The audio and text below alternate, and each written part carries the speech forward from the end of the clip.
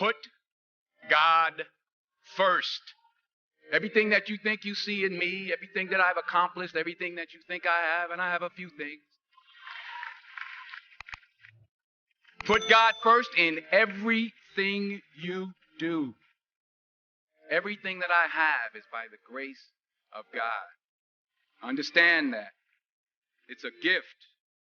40 years ago, March 27th, 1975, it was 40 years ago, just this past March, I was flunking out of college. I had a 1.7 grade point average. I hope none of you can relate. I had a 1.7 grade point average.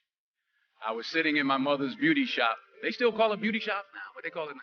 Yeah, I was sitting in the beauty parlor. I was sitting in my mother's beauty parlor, and I'm looking in the mirror, and I see behind me this woman under the dryer. And every time she looked up, every time I looked up, she was looking at me. Just looking me in the eye. I didn't know who she was, and I said, she said, somebody give me a pen. Give me a pencil. I have a prophecy. March 27, 1975. She said, boy, you are going to travel the world and speak to millions of people. Now, mind you, I flunked out of college. I'm thinking about joining the army. I didn't know what I was going to do, and she's telling me I'm going to travel the world and speak to millions of people. Well, I have traveled the world. And I have spoke to millions of people. But that's not the most important thing, the success that I had. The most important thing is that what she taught me and what she told me that day has stayed with me since. I've been protected. I've been directed. I've been corrected. I've kept God in my life, and it's kept me humble. I didn't always stick with him, but he always stuck with me. So stick with him in everything you do. If you think you want to do what you think I've done, then do what I've done. And stick with God. Hard work works. Working really hard is what successful people do. And in this text, tweet, twerk world that you've grown up in, remember, just because you're doing a lot more doesn't mean you're getting a lot more done. Remember that. Just because you're doing a lot more doesn't mean you're getting a lot more done. Fail big. That's right. Fail big. Today's the beginning of the rest of your life, and it can be very frightening. It's a new world out there. It's a mean world out there. You only live once. So do what you feel passionate about. Take chances professionally. Don't be afraid to fail. There's an old IQ test, was 9 dots. And you had to draw 5 lines with a pencil within these 9 dots without lifting the pencil. The only way to do it was to go outside the box.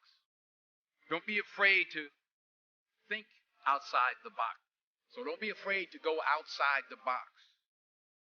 Don't be afraid to fail big, to dream big. But remember, dreams without goals are just dreams. And they ultimately fuel disappointment. So have dreams, but have goals. Life goals, yearly goals, monthly goals, daily goals. I try to give myself a goal every day. Sometimes it's just to not curse somebody out. Simple goals, but have goals.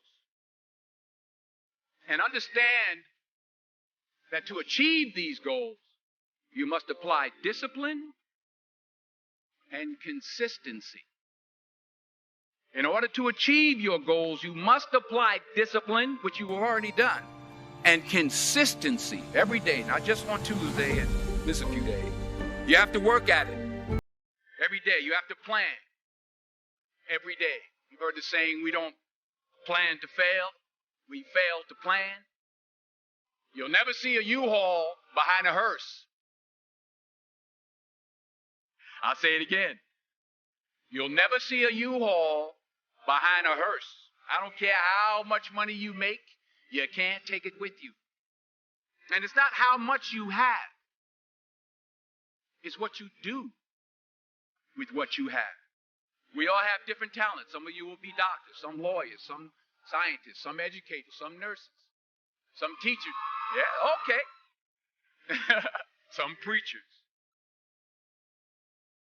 The most selfish thing you can do in this world is help someone else. Why is it selfish? Because the gratification, the goodness that comes to you, the good feeling that I get from helping others, nothing's better than that. Not jewelry, not the big house I have, not the cars, but it's the joy. That's where the joy is in helping others. That's where the success is. You put your slippers way under the bed tonight so that when you wake up in the morning, you have to get on your knees to reach them. And while you're down there, say thank you for grace. Thank you for mercy. Thank you for understanding. Thank you for wisdom.